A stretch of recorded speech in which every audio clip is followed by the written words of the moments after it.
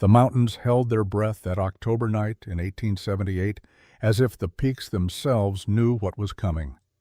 Grace Sullivan woke to a sound that mothers learn to fear, the wet, desperate struggle of a child fighting for air. Rose. Grace threw back her quilt before her eyes fully opened, bare feet hitting the cold planks of the cabin floor.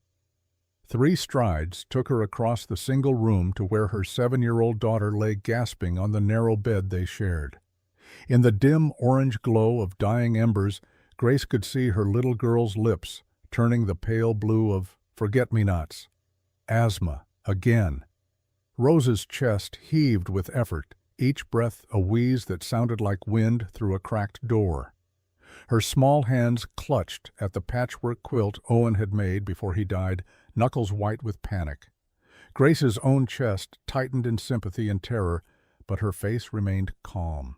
She had learned long ago that fear had no voice to cry out with, so it lived instead in the steady beating of her heart. Grace knelt beside the bed and placed one hand on Rose's forehead. Fever. With her other hand she reached for the small wooden box on the bedside table, fingers moving with practiced certainty in the darkness. Inside, wrapped in cheesecloth, sat a single glass vial, no bigger than her thumb. Tincture of lobelia. The last dose. She uncorked it with shaking hands and brought it to Rose's blue lips. The child drank without resistance, too desperate for air to protest the bitter taste. Grace counted 30 seconds in her head, watching, waiting. Gradually, so gradually, the wheeze began to ease. Rose's chest still labored, but the blue tint faded from her mouth. Her fingers unclenched from the quilt. Grace released a breath she hadn't known she was holding. She touched her daughter's cheek once, twice, 3 times. Their code, I love you. Rose's eyes, fever bright and frightened, met her mother's. Her lips moved. Mama. No sound came from Grace's throat. It never did. 3 years of silence ever since that day when Owen's riderless horse came home, and she screamed his name until her voice shattered like glass. The doctor said her vocal cords had torn from the strain, from the grief, from standing over her husband's broken body at the bottom of Widow's Gulch and trying to call him back from death itself. Grace picked up the slate board that hung on a nail beside the bed, chalk always within reach, always ready. Her hand moved swiftly in the moonlight, streaming through the single window. You are safe. Sleep now. But even as she wrote the words, Grace knew they were a lie. Rose was not safe. Without more medicine, without the lobelia extract that Dr. Hart mixed in his apothecary in Silver Ridge, the next attack could be the last. And Silver Ridge was 3 hours away by horse, 20 miles of mountain trails in the dead of night. Grace looked toward the window, where beyond the glass she could see the dark shape of the lean-to stable. Inside Copper would be sleeping, the big chestnut gelding that Owen had gentled from a wild 3-year-old. Copper, who could navigate the treacherous switchbacks to town, even in darkness. Copper, the last thing of value Grace Sullivan still owned. She made her decision in the space between one heartbeat and the next. Grace pulled her wool dress over her nightgown, not bothering with the buttons in the back she could never reach alone. She wrapped her shawl tight and stepped into her boots. The money tin sat on the high shelf, and she took it down, counted out $3 in coins. Enough for medicine, nothing more. The tin went back up, nearly empty now. Rose had drifted into fitful sleep, her breathing still rough but steady enough. Grace wrote another note on her slate and propped it where the child would see it when she woke. Going to town for medicine. Stay inside. I love you. She touched her daughter's hair once, soft as corn silk and the same honey gold that Owen's had been. Then she walked out into the October night, pulling the door shut behind her with care so the latch would not wake the child. The stars overhead blazed cold and indifferent. Grace's breath made clouds in the freezing air as she crossed the small yard to the stable. Frost crunched beneath her boots. Winter was coming early this year. She could feel it in her bones in the way the wind cut through the valley like a blade. Copper nickered softly when she entered the stable, recognizing her step even in darkness. Grace lit the small lantern that hung by the door, and the warm light filled the cramped space. The horse was already awake, ears pricked forward, dark eyes reflecting the flame. He was 9 years old now, in his prime, with a white blaze down his face and 3 white socks. Owen used to say Copper was the smartest horse in 3 territories, and Grace believed it. She had no saddle.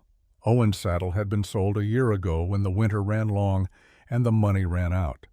But Grace had ridden bareback since she was a girl, back before Silver Ridge even existed, back when she was someone else entirely. Grace led Copper out into the yard and used the chopping block to mount. The horse stood patient as stone while she settled onto his broad back, her skirts bunched awkwardly around her knees. She touched his neck once, and that was enough. Copper knew the way to town. They left Morrison Ridge at a steady trot, following the thin trail that wound down through pine forest and along the shoulder of the mountain.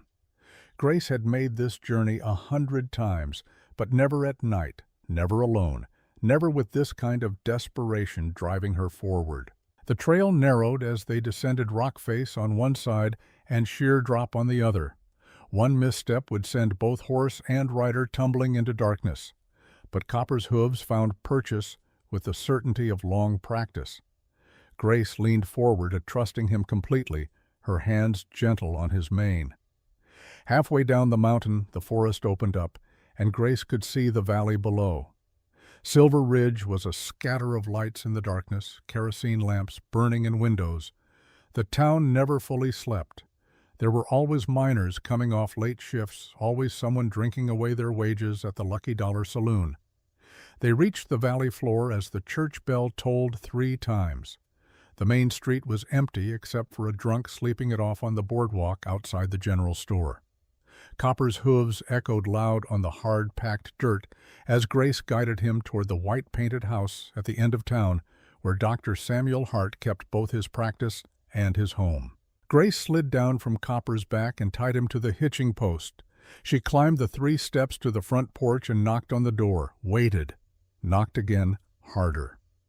A light appeared in the upstairs window, then footsteps on stairs. The door opened to reveal Dr. Hart in his nightshirt and spectacles, gray hair standing up in tufts, a lamp held high. He was 55 years old and had been the only doctor in Silver Ridge for 20 years. When he saw Grace, his expression shifted from annoyance to concern. "Mrs. Sullivan, what's happened?" Grace held up her slate. The chalk scraped as she wrote, "Rose, asthma attack, need lobelia." Dr. Hart's mouth tightened. He stepped back to let her inside. "Wait here." He disappeared into his apothecary, and Grace stood in the front hall with her hands folded, trying not to shake from cold or fear or exhaustion. The house smelled of carbolic and tobacco. On the wall hung a daguerreotype of Dr. Hart in his Union Army uniform, young and unlined from before the war, had taught him what shattered bodies looked like. He returned with 3 glass vials, each carefully corked and labeled in his precise handwriting. Tincture of lobelia. Dosage instructions. He pressed them into Grace's hands. "This should last a month if you're careful with it. That will be $2. Grace counted out the coins from her shawl pocket and placed them in his palm. She was turning to go when Dr. Hart spoke again, his voice gentle but firm. "Mrs. Sullivan, Grace, you cannot keep living up on that ridge alone with a sick child." Grace's hand paused on the door handle. She looked back at him. "Winter is coming. You have no man to hunt to chop wood to make the trip to town when the snow gets deep. The town council voted last month. Women without male guardians are encouraged to move into town, for their own safety." Grace pulled out her slate, wrote quickly. "Owen left us the land. We stay, Doctor." Hart sighed. "Your husband has been dead 3 years, Grace. The land is worth something. You could sell it, start fresh somewhere easier." Grace's chalk pressed hard enough to crack. "No." The doctor adjusted his spectacles. "There's another matter. Owen's brother Caleb came to see me last week." Grace went very still. "He says he's willing to help you, financially. He knows about Rose's condition. He could pay for her medicine for a better house in town. He says family should look after family. Grace's hand shook as she wrote the single word. No. Dr. Hart studied her face for a long moment. There was something in his eyes that looked almost like pity. Is there something you want to tell me, Grace, about Owen's death? Grace stared at him, the words formed in her mind desperate to be spoken. Owen did not fall. Owen was murdered. Caleb killed his own brother for land and money, and you all call it an accident because it is easier than the truth. But she could not speak, could not scream, could only shake her head and turn away. She left with the medicine bottles clutched tight in her fist and mounted Copper with less grace than before. The horse seemed to sense her distress. He tossed his head and stamped once before settling. The ride back up the mountain took longer. The sky was beginning to pale in the east false dawn, painting the peaks in shades of gray. Grace let Copper pick his own pace. Her mind churned with Dr. Hart's words. Caleb, Owen's younger brother. Blonde, where Owen had been dark charming, where Owen had been quiet ambitious, where Owen had been content. Caleb, who had come to the funeral in expensive black and offered to buy Morrison Ridge for a fair price. Caleb, who had smiled sadly when Grace refused and said the offer would remain open for family. Caleb, who had visited Owen 3 days before he died, arguing voices carrying from the barn until Grace came out and her husband went silent. Grace pushed the thoughts away. Grief could wait. Rose needed her. They crested the final ridge as true dawn broke the sun spilling gold across the valley. Grace could see the cabin now smoke rising from the chimney. That was wrong. She had banked the fire before leaving. Rose could not have added wood. She was too small, too weak. Fear spiked through Grace's chest. She kicked Copper into a gallop, all caution forgotten. The horse lunged forward, hooves pounding the frozen ground. They covered the last quarter-mile in minutes, and Grace was off his back before he fully stopped stumbling toward the cabin door. It stood open. Grace's heart hammered as she ran inside. The cabin was empty, Rose's bed still rumpled from sleep, the breakfast dishes unwashed, the slate board face down on the floor, but no Rose. Grace spun in a circle, panic rising like floodwater. Then she saw it. Hanging on the inside of the door, impaled on a nail, a piece of paper. She tore it down with shaking hands. The handwriting was crude, each letter formed with deliberate menace. You got 3 days to pack up and leave Morrison Ridge. This land ain't yours no more. Next time we take more than the horse, the management. Grace's vision blurred. She looked toward the stable and for the first time noticed that the gate stood open. The lean-to was empty. Copper was gone. No, that was impossible. Copper had been right here. She had just ridden him up the mountain. She had tied him to the post outside. Grace stumbled back out into the yard. The hitching post stood empty. Copper's tracks led away from the cabin heading north, but they were joined by other hoofprints. 3 horses, men. They had waited, watched her leave for town, taken the horse while she was gone and left their threat nailed to her door like a notice of execution. Grace's knees buckled. She caught herself on the doorframe, the medicine bottle still clutched in her left hand. Her right hand found the slate board hanging from her belt. She wrote without thinking, the words appearing as if by their own will. Rose, where is Rose? Then she heard it. A small cough from behind the cabin. Grace ran, skirts tangling around her legs, and found her daughter huddled in the root cellar with the door cracked open. Rose's face was streaked with tears, her breathing labored again from fear and cold. Grace pulled her out and into her arms, holding tight, while the child sobbed silently against her shoulder. After a long moment, Rose pulled back and held up her own small piece of slate.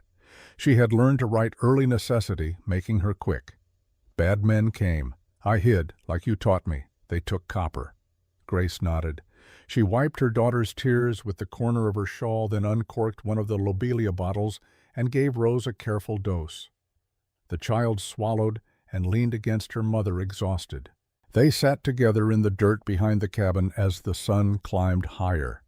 Grace's mind racing through possibilities. Without copper, she could not haul firewood from the forest, could not bring supplies up from town, could not make the journey for more medicine when these 3 bottles ran out. Without copper, they would not survive the winter. Grace looked down at her daughter's pale face and made a decision that would have been impossible to explain if she could speak. She touched Rose's cheek 3 times. "I love you." Then she stood and went back into the cabin. From beneath the floorboards near the hearth, Grace pulled up a loose board and reached into the hidden space. Her fingers found the wooden box she had not opened in 3 years. She lifted it out and set it on the table. Inside, wrapped in oilcloth, were the things she had sworn to leave behind. A pair of moccasins made from deer hide and rabbit fur worn soft from miles of running. A buckskin tunic and leggings fringed at the seams. A bone-handled knife in a beaded sheath. And folded small a hand-drawn map of the Colorado Territory with trails marked in fading ink. These were the tools of her old life. Before Owen. Before marriage. Before she became Grace Sullivan, homesteader's wife. Back when she had been someone else. Back when she had run. Grace pulled the moccasins from the box and held them in her hands. Memory flooded back. The year was 1868. She was 29 years old and worked for the Colorado Postal Service as a mail carrier on the Denver to Leadville route. 30 miles each way twice a week, carrying letters and small packages through mountain passes too narrow for horses or wagons. She had been the first woman to hold the position. The postmaster had laughed when she applied. A woman running mountain trails? Impossible. But Grace had grown up in these mountains, raised by a father who prospected for silver and a mother who had been born Ute before she married white. Grace knew the trails, knew how to read weather in the color of the sky, knew how to run for hours without stopping the way her mother's people had run for generations. The postmaster gave her the job on a trial basis. She kept it for 2 years until the day she met Owen Sullivan at a relay station, and he smiled at her like she was not strange, not unfeminine, not something to be explained away. They married in the spring of 1870. Grace hung up her running moccasins and learned to keep house, to cook, to tend a garden. She learned to be still. And when Rose was born a year later, Grace thought she had finally found the place where she belonged. Then Owen died. And Grace learned that the world had no place for a widow who could not speak, could not cry out for help, could not defend her claim to the land her husband left her. She looked at the moccasins in her hands, looked at Rose, who had fallen asleep sitting up against the cabin wall, worn out from fear and sickness, looked at the empty stable where copper should have been. Grace began to change her clothes. She stripped off her wool dress and petticoats, pulled on the buckskin tunic and leggings. They still fit, though tighter now, across the belly. She had not told anyone yet, not even Dr. Hart. But Grace was 3 months pregnant with Owen's second child, conceived in grief, just before she understood he would not be coming home. The baby was small still, hidden, and if she ran carefully, if she did not push too hard, she could do this. She had to do this. Grace laced the moccasins tight around her calves and stood. The feel of them was like coming home to a place she had tried to forget. She strapped the knife to her thigh and tucked the map into the pouch at her belt. From the shelf above the stove she took down a small tin canteen and filled it from the water barrel. A handful of jerky and hardtack went into a cloth sack. She was ready. Grace knelt beside Rose and touched her shoulder gently. The child woke with a start, eyes wide and frightened, until she saw her mother's face. Then confusion. "Mama, why are you dressed like that?" Grace wrote on her slate. "I am going to find Copper. I will bring him home." Rose's eyes filled with tears. "Don't go. The bad men will hurt you." Grace wrote again, slower. "No one can hurt me if they cannot catch me. I will be back in 2 days. You will stay with Mrs. Price." Mrs. Helena Price was their nearest neighbor, a widow herself, who lived a mile down the ridge in a slightly larger cabin with 3 milk cows and a hen house. She was 62 years old and had buried 2 husbands. She would keep Rose safe. But first, Grace needed to know where Copper had been taken. She went back outside and knelt by the hoofprints in the dirt. 3 horses heading north toward Rattlesnake Canyon. The tracks were fresh, no more than an hour old. The men had waited until Grace returned from town and then struck quickly. This was not random theft. This was planned. Grace studied the tracks more closely. One horse was shod with new iron, the prints deep and even, a heavy rider. The second had a chip in the left rear shoe, making a distinctive mark. The third walked with a slight favor to the right foreleg, the print on that side shallower than the others. She would know these horses again if she saw them. Grace stood and looked toward the north where the canyon cut through the mountains like a wound.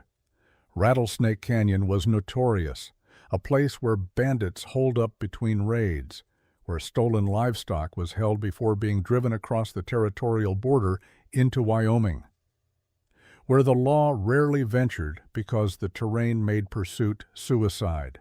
But Grace knew Rattlesnake Canyon, had carried mail through it a dozen times in her old life, knew the false trails and the true paths, knew where water could be found and where the loose rock would give way beneath unwary feet. She touched her belly once so lightly it was almost a thought rather than a gesture. Then she turned and lifted Rose into her arms. The child was too big to carry easily now, but Grace managed. She walked the mile to Mrs. Price's cabin and knocked on the door. The old woman opened it with flour on her hands and surprise on her face. "Grace Sullivan, what in heaven's name are you wearing? And where is your horse?" Grace set Rose down gently and handed Mrs. Price her slate. On it she had written everything that mattered.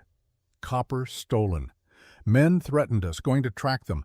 Please keep Rose for 2 days. She has medicine. She will tell you the dose. Mrs. Price read the slate twice. Her lined face went pale. "Grace, honey, you cannot be serious." "Let the sheriff handle this." Grace took back the slate, wrote quickly. "Sheriff will not help. You know why." Mrs. Price's mouth became a thin line. She did know why. Everyone in Silver Ridge knew why. Sheriff Wade Drummond was Caleb Sullivan's closest friend, had been for 20 years. When Owen died, the sheriff had ruled it an accident within an hour of seeing the body. No investigation, no questions. Just a closed case and a widow left without recourse. Mrs. Price looked at Grace for a long moment. Then she nodded and put her flour-covered hand on Rose's shoulder.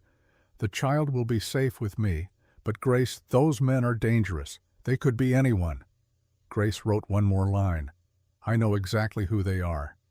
She kissed Rose on the forehead, touched her cheek 3 times, and turned to go before the child could protest. Behind her, she heard Rose begin to cry, heard Mrs. Price's gentle voice trying to soothe. But Grace did not look back. Looking back would break her resolve. She walked back to her cabin and stood in the yard for a moment, oriented herself. The sun was fully up now, warm on her face despite the cold air. October in the Rockies. The aspens would be turning gold higher up the mountain. The elk would be rutting. And somewhere to the north, 3 men who did not know what they had awakened were riding away with her husband's horse. Grace began to run. The first steps were awkward. Her body had forgotten this rhythm, these muscles. But within 100 yards, memory took over. Her breathing evened out. Her stride lengthened. The moccasins gripped the earth like they had never left it. She followed the hoofprints north, moving at a pace that would have seemed impossible to anyone watching. Not a sprint, but a steady ground-eating lope that she could maintain for hours. This was the gift her mother's Ute blood had given her. The ability to run like water flows without effort, without end. The trail led her down into the valley and then up the far side, climbing toward the canyon. Grace ran past abandoned mining claims and skeletal claim shacks. Past a creek running crystal clear over smooth stones. Past a lightning-struck pine that had stood dead for 3 years. She did not stop, did not slow. The sun climbed higher and the temperature rose, and Grace ran on her shadow shortening beneath her. By midday she had covered 15 miles. She paused at a spring she remembered from her mail-carrying days and drank deeply, refilled her canteen. Her legs burned, but it was a good burn, familiar. She ate a strip of jerky standing up and then started running again. The tracks were still clear. The men had not tried to hide their trail. Why would they? They were expecting pursuit by horse, not by foot. They would ride at a comfortable pace, believing themselves hours ahead. They did not know about Grace's old life, did not know what she could do. As the sun began its descent toward the western peaks, Grace saw the dark slash in the mountains that marked the entrance to Rattlesnake Canyon. She slowed to a walk, breathing hard but steady. She needed to approach carefully now. If the men had posted a lookout, she would be seen from a mile away on this open ground. Grace left the trail and moved into the trees that bordered the canyon mouth. The shadows were long here, the air cooling rapidly. She ghosted between the pines, making no sound, her moccasins silent on the carpet of needles. She was nearly to the canyon entrance when she saw the structure. A relay station abandoned years ago when the mail route changed, but smoke rose from the chimney. Someone was inside.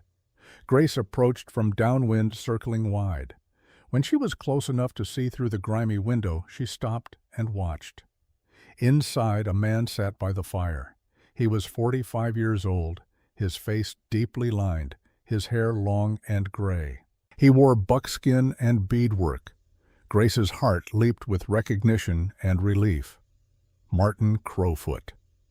Martin had been a scout and tracker for the Postal Service when Grace worked the mail run.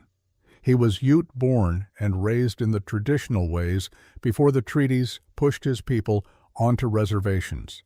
But Martin had chosen to live between worlds, working for white men while keeping the old knowledge alive. He had been the one who taught Grace the running meditation that let her cover impossible distances, had shown her how to read tracks like words on a page, had been at her wedding to Owen, and had wept openly when he heard of Owen's death. Grace trusted Martin Crowfoot with her life. She tapped on the window a pattern they had used years ago, 3 short, 2 long, 1 short. Martin's head snapped up. He crossed to the window in 2 strides, and his weathered face split into a smile of disbelief. He opened the door, and Grace stepped inside. Martin grabbed her shoulders, his hands strong and gentle. He made the sign language that the Ute used, fingers moving in patterns. Grace remembered. "Grace, who cannot speak, what brings you to this place?" Grace pulled out her slate and wrote, her hand shaking slightly from exhaustion. "Stolen horse, chestnut white blaze. 3 men. Have you seen them?" Martin's expression darkened. He signed his response, but also spoke aloud for clarity. "Yes. 3 men passed through yesterday at sunset, heading deeper into the canyon." Grace wrote again. "Who are they?" Martin hesitated. He walked back to the fire and poured coffee from a battered pot into a tin cup, handed it to Grace. She drank, grateful for the warmth. Finally, Martin spoke. "I recognized one of the men, Jake Morrow. He works for your brother-in-law." The cup froze halfway to Grace's lips. She set it down carefully and picked up her slate. "Caleb sent them." Martin's face was troubled. "I cannot say for certain. Jake is Caleb's foreman, handles the dirty work. But whether Caleb ordered this specifically, I do not know." He paused, then continued. "Grace, there is something you should know. Caleb has been buying land, all around Morrison Ridge. In the past year, he has purchased 12 homesteads, always offering low prices to desperate people. Your land is the last piece. With it, he would control the entire water source for the valley." Grace's hands tightened on the slate. She wrote a single word. "Why?" Martin shrugged. "Money. Power. Control of water means control of farming, of cattle, of mining operations. The man who owns the water owns everything." He looked at Grace with something like pity. "Your husband refused to sell. Caleb came to him 3 times, the last time they argued. Owen said the land was for his family, for Rose, for the children he hoped to have." Grace's vision blurred. She blinked hard and wrote again. Owen did not fall. Martin's silence was answer enough. After a long moment, he signed, and spoke simultaneously. "I believe you. I have always believed you. Why didn't you say something I tried?" I went to Sheriff Drummond with evidence. Rope marks on the tree above where Owen fell, signs of a struggle in the dirt, boot prints that did not match Owen's. And the sheriff said I was seeing things that were not there. Said grief makes people imagine conspiracies. He wrote his report and closed the case. Grace's hands shook as she wrote the next question, though she already knew the answer. Whose boot prints Martin met her eyes? Caleb's and Jake Morrow's. The world seemed to tilt. Grace sat down heavily on the rough bench by the fire. She pressed both hands against her stomach, feeling for the small life growing there. Owen's child, the baby he would never meet. Martin knelt in front of her. "Grace, I am sorry. I should have pushed harder, should have made someone listen, but Caleb has money, has influence. And I am just an Indian who most white people think should be on a reservation. My word means nothing in your courts." Grace looked at him, wrote slowly, "Your word means everything to me." Martin's eyes glistened. He touched her shoulder briefly, then stood. "What will you do now?" Grace wrote without hesitation. "Get my horse back." Martin shook his head. "There are 3 of them, all armed. You are alone." Grace wrote again. "I have been alone for 3 years. I am used to it. This is different. These men are killers." Grace held up her slate, the chalk pressing hard enough to crack. "So am I." Martin stared at her for a long moment. Then something shifted in his expression. He walked to the corner of the cabin and pulled up a floorboard. From the hidden space beneath, he withdrew a small object carved from bone. A whistle. He handed it to Grace. "If you need help, blow this. My people will hear. We still watch these mountains, even though we are not supposed to be here." Grace took the whistle and hung it on the leather cord around her neck, tucking it beneath her tunic. She finished the coffee and stood. Martin signed one more question. "Why risk your life for a horse?" Grace's answer came swiftly across the slate, each word deliberate. "Without copper, I cannot survive winter. Without winter, Rose dies. Without Rose, nothing matters." She paused, then added one more line. "And Caleb took something from me. I want it back." Martin nodded slowly. He walked Grace to the door. The canyon stretched before them, shadows deepening as the sun sank lower. From somewhere in that maze of rock and scrub, men laughed around a fire, believing themselves safe. Grace touched Martin's arm in farewell, then stepped out into the gathering darkness. She did not run now. She moved like smoke, like shadow, following the hoofprints that showed clear even in the fading light. Behind her, Martin Crowfoot watched until she disappeared, then made a sign his grandmother had taught him, a prayer for protection for those who hunt alone. Chapter 2. The Brothers' Shadow. Dawn came cold and clear to Morrison Ridge. Grace had been running through the night, following the trail by starlight and instinct. Now, as the sun painted the canyon walls in shades of copper and rust, she finally saw what she had been tracking toward: the Broken Canyon Camp. It sat in a natural bowl surrounded by rock walls on 3 sides, the only entrance a narrow defile barely wide enough for 2 horses abreast. Grace crouched behind a boulder on the rim and studied the layout below. 8 men, maybe 9. It was hard to count from this angle. They moved between 3 canvas tents and a rope corral that held at least a dozen horses. Smoke rose from a cook fire. The smell of frying bacon drifted up on the morning air, making Grace's stomach clench with hunger. She had eaten nothing since the jerky yesterday, had drunk only what water she could find in seeps and springs along the trail. Her legs trembled with exhaustion, and she could feel the first stirrings of cramp in her calves. But none of that mattered, because they're separated from the other horses by a secondary rope fence, stood Copper. The big chestnut was pacing head high, ears back. Even from this distance, Grace could see the tension in his body. Copper did not trust these men. Good. That would make things easier. Grace settled in to watch and wait. Rushing in would get her killed and do Rose no good at all. She needed to understand the pattern of the camp, who went where, when the guard changed, where the weaknesses lay. She pulled a strip of jerky from her pouch and chewed it slowly, never taking her eyes off the men below. As the sun climbed higher, she began to piece together the operation. This was not just a temporary camp. The tents were anchored with deep stakes. There was a supply wagon with a canvas cover, a makeshift stable built from scrap lumber. These men had been here for weeks, maybe months. And the horses. Grace counted them again. 14. All different breeds, different colors, all with the look of animals recently acquired. Stolen, she corrected herself. This was a way station for horse thieves. The animals would be held here, rebranded if necessary, then driven across the territorial border into Wyoming or Kansas, where no one would ask questions. Grace's jaw tightened. Copper was worth maybe $100 to an honest buyer, but to these men he was just one more piece of merchandise to be moved and sold. Movement at the largest tent caught her attention. Two men emerged, and Grace's breath caught in her throat. She knew both of them. The first was Jake Morrow, a big man running to fat with a tobacco-stained beard and a scar across his left cheek. He had worked as foreman on Caleb Sullivan's ranch for 5 years. Grace had seen him in town, had watched him break horses with more brutality than skill. The second man made Grace's hands clench into fists. Caleb Sullivan. Her brother-in-law stood in the morning sun, looking like he had just stepped out of a Denver hotel instead of a bandit camp. His blond hair was combed back, his clothes were clean, his boots polished.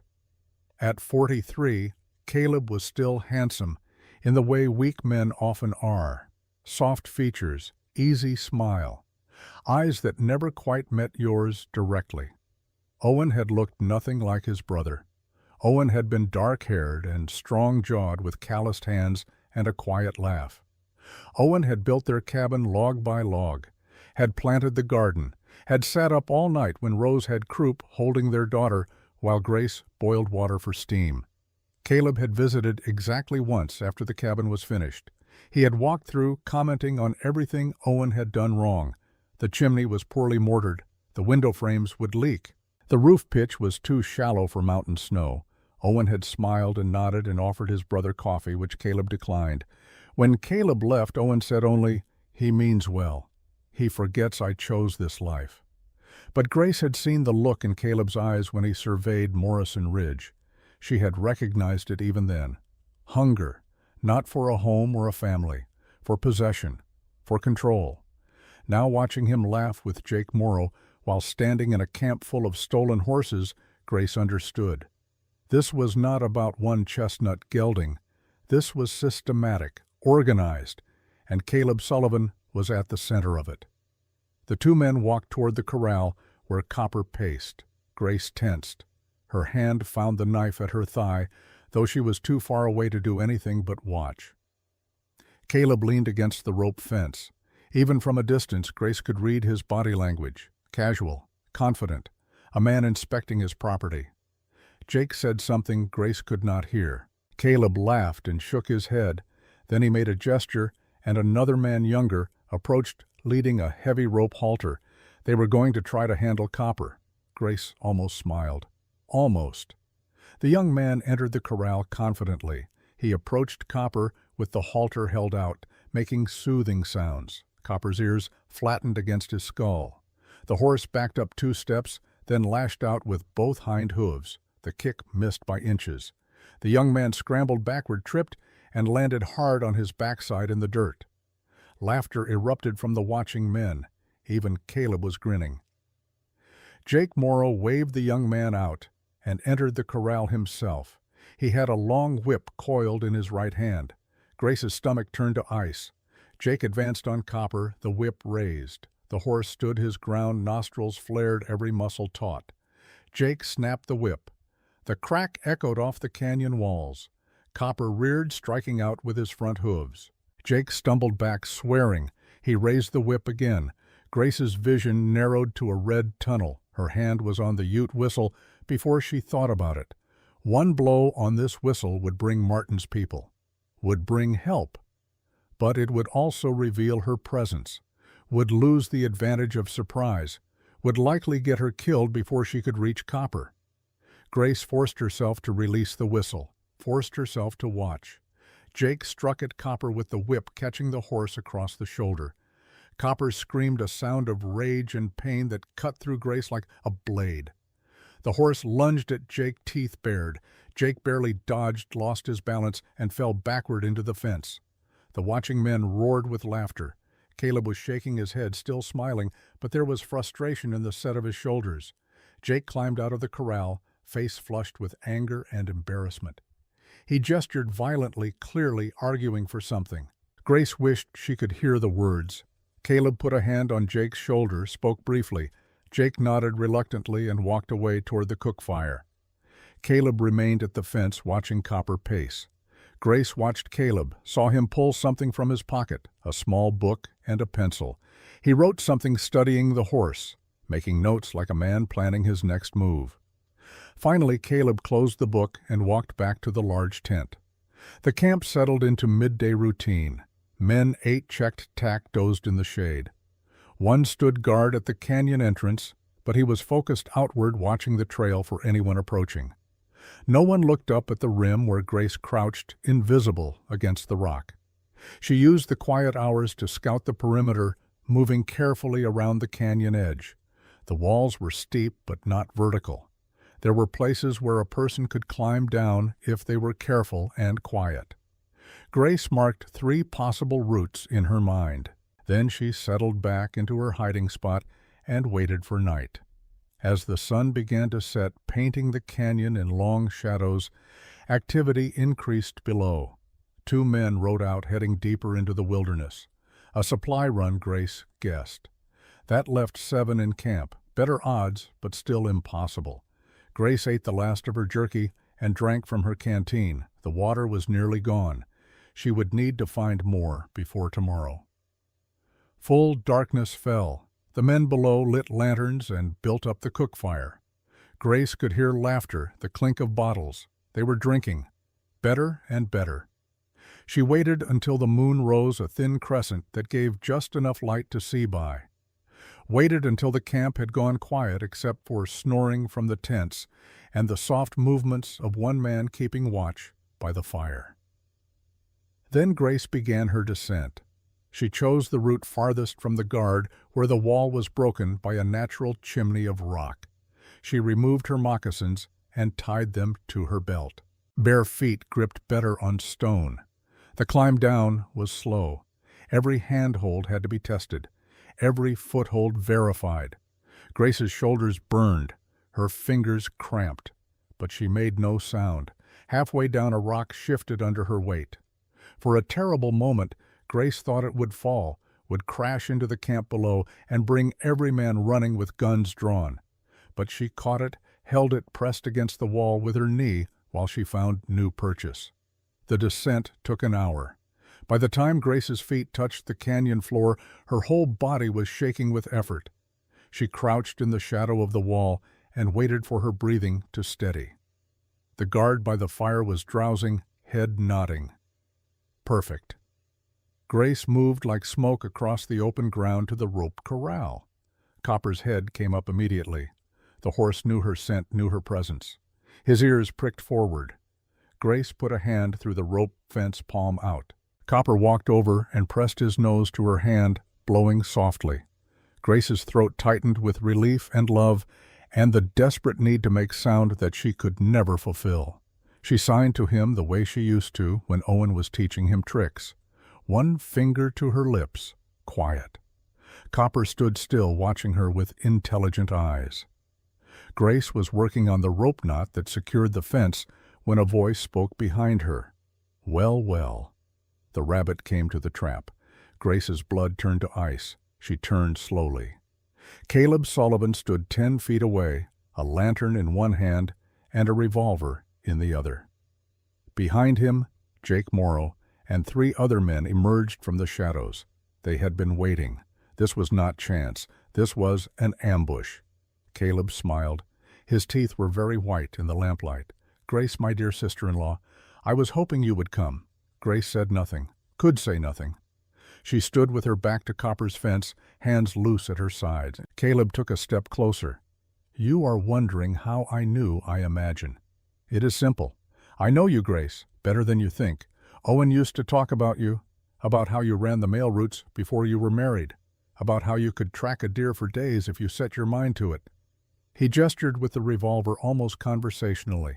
"When I heard you had gone to see Martin Crowfoot, I knew. You were not going to wait for some useless sheriff. You were going to come yourself." Grace's mind raced. Martin.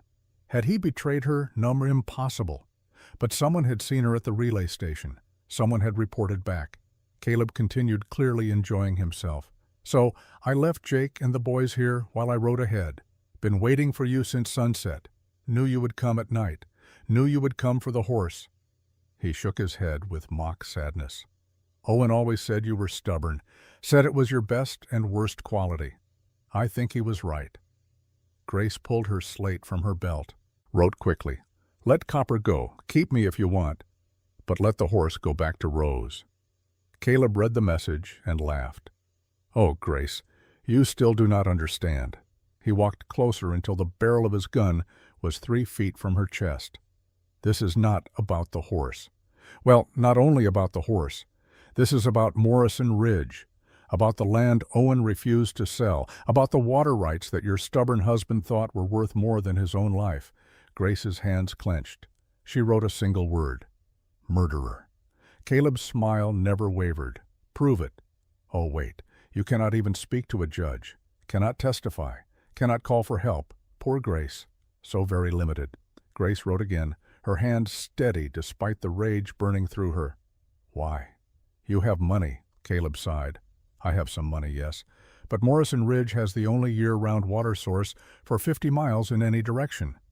Do you know what that is worth? Not $100, not 1,000, more than you can imagine."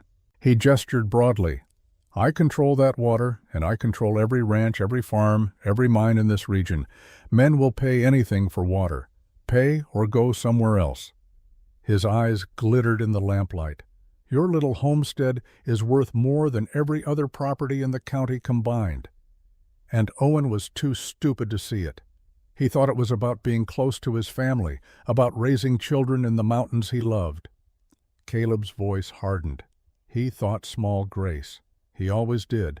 And when I offered to buy it from him for a fair price, he refused, said it was not about money. Grace wrote, her hands shaking now. "So you killed him." Caleb shrugged. "I gave him chances. 3 times I made the offer. 3 times he refused. The 4th time, I stopped asking." Grace stared at her brother-in-law, at the man who had sat at their wedding table, who had held Rose when she was a baby, who had smiled and called Owen brother while planning his murder. She wrote one more question. Why take Copper? Why threaten Rose? Caleb's smile returned. "Ah, well, I had hoped you would simply leave after Owen's accident. Widow, alone with a child, no way to work the land. But you are stubborn. So I needed to give you a reason to go." He tilted his head. "Without the horse you cannot survive winter, cannot haul supplies, cannot make the trips to town. Simple attrition. You leave or you die, and either way, the land comes to me." Grace's vision blurred with fury. She wrote in letters so large they covered the entire slate. "Rose." Caleb's expression shifted. "Yes, Rose. Sweet child. It would be tragic if something happened to her. An asthma attack can kill so quickly." Grace lunged. She covered the distance between them in one step, the bone knife appearing in her hand as if by magic. But Jake Morrow was faster. He caught her arm, twisted it behind her back with brutal force. The knife clattered to the ground. Grace struggled silently, trying to break free. Jake was too strong. He forced her to her knees. One of the other men picked up her knife and slate. Caleb knelt in front of Grace. She could smell tobacco and whiskey on his breath. "Here is the situation, sister-in-law. You are going to sign over Morrison Ridge to me.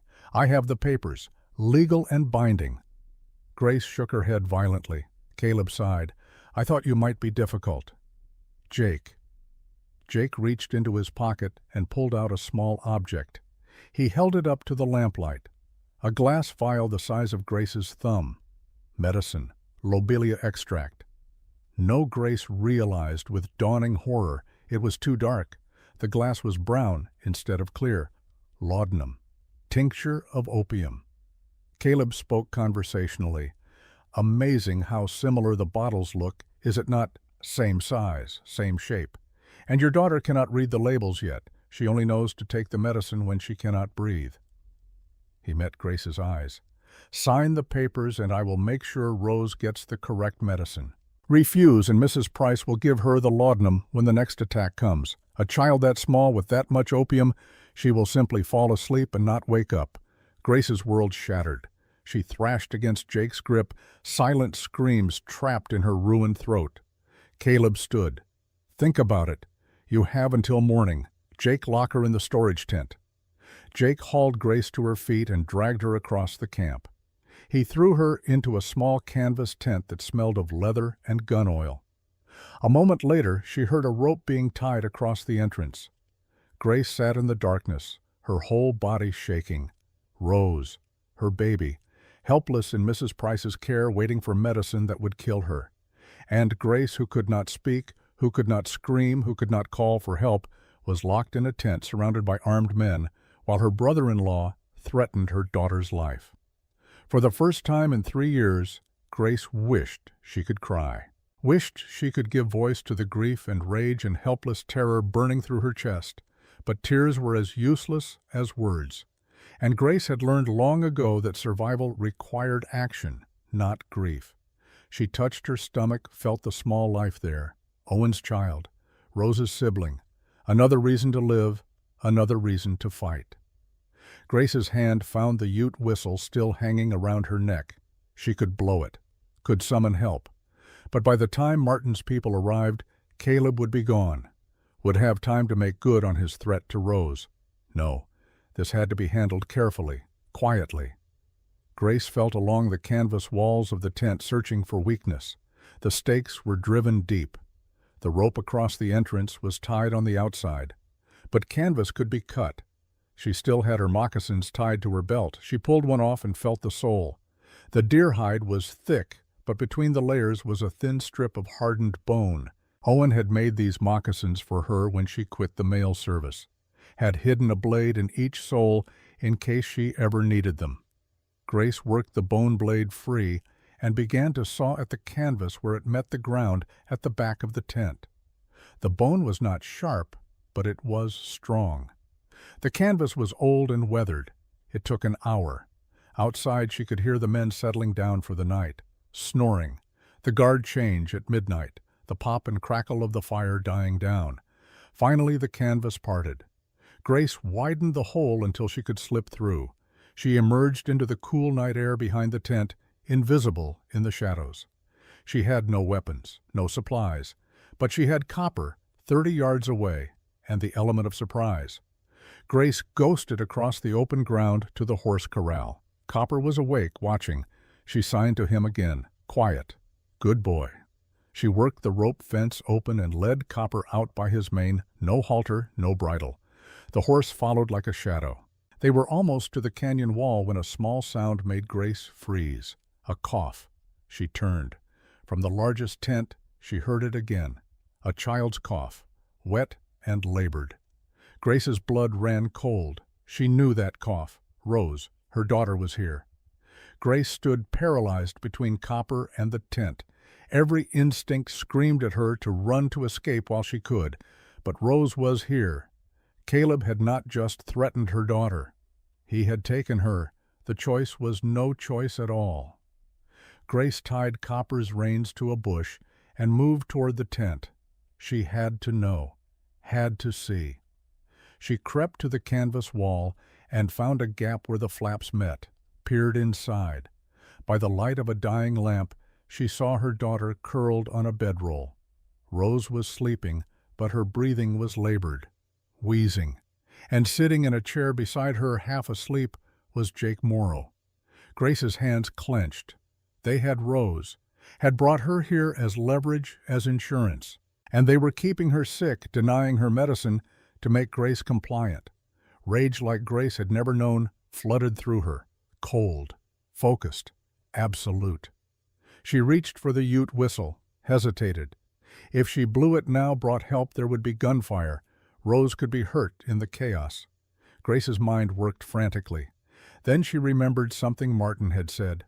"My people still watch these mountains."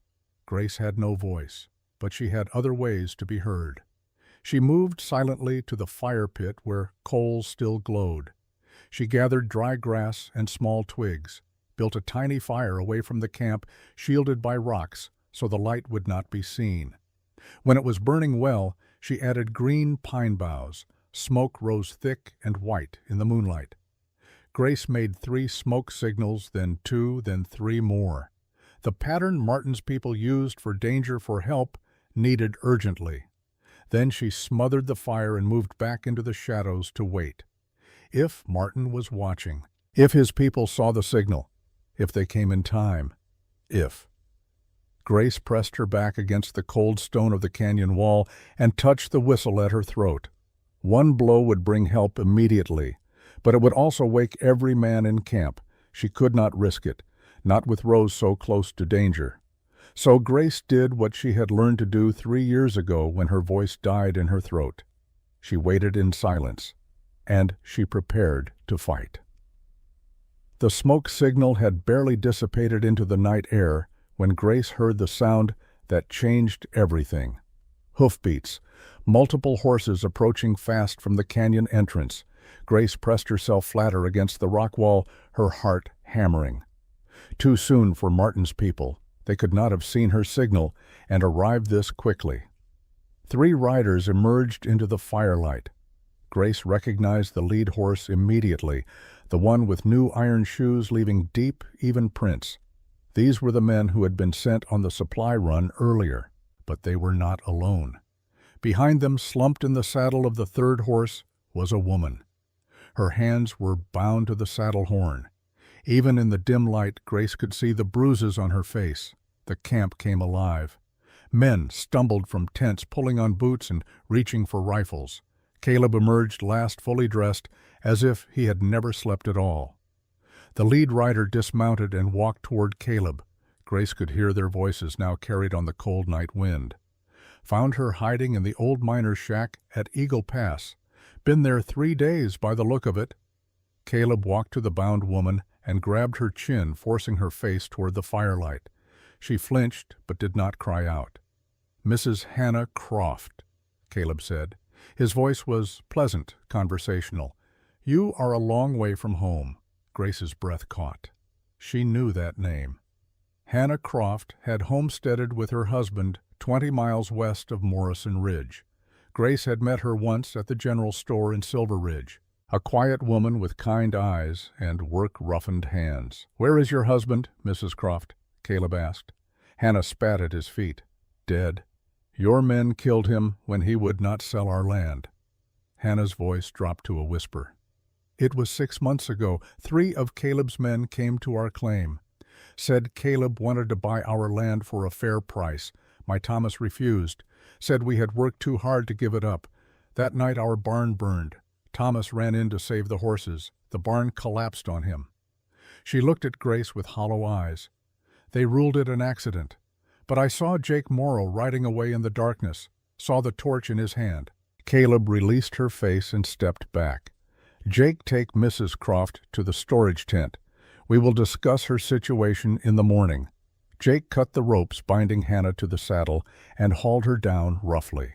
She stumbled, caught herself, and walked with her head high toward the tent where Grace had been imprisoned earlier. As she passed near Grace's hiding spot, Hannah's eyes swept the darkness. For just a moment they locked with Grace's. Hannah gave no sign of recognition, but Grace saw something flicker in her expression. Hope, perhaps, or desperation. The camp settled again. The supply riders tended their horses. Caleb returned to his tent. Within 20 minutes the only sounds were snoring and the soft movements of the guard by the dying fire. Grace waited another hour. Then she moved. She approached the storage tent from behind just as she had escaped from it earlier. The bone blade was still in her hand. She cut through the canvas in 3 quick strokes and slipped inside. Hannah was sitting with her back against a supply crate, her bound hands resting in her lap. When Grace appeared, she jerked upright, mouth opening to scream. Grace clamped a hand over Hannah's mouth and put a finger to her own lips. Quiet. Hannah's eyes went wide, then narrowed with understanding. She nodded. Grace released her and pulled out her slate. In the darkness she could barely see to write, but she managed. I am Grace Sullivan, Owen's widow. I am here for my daughter and my horse. Hannah read the slate by feel as much as sight. When she finished, she grabbed Grace's arm and pulled her close, whispered directly into her ear. Your daughter is in Caleb's tent. He brought her yesterday. Said he needed insurance, that you would cooperate. Grace's hands shook as she wrote. Is she hurt? Not hurt, but sick. Asthma. He has medicine, but he is rationing it, keeping her just sick enough to be controllable. Grace's vision blurred with rage. She wrote again. Can you ride? Hannah nodded.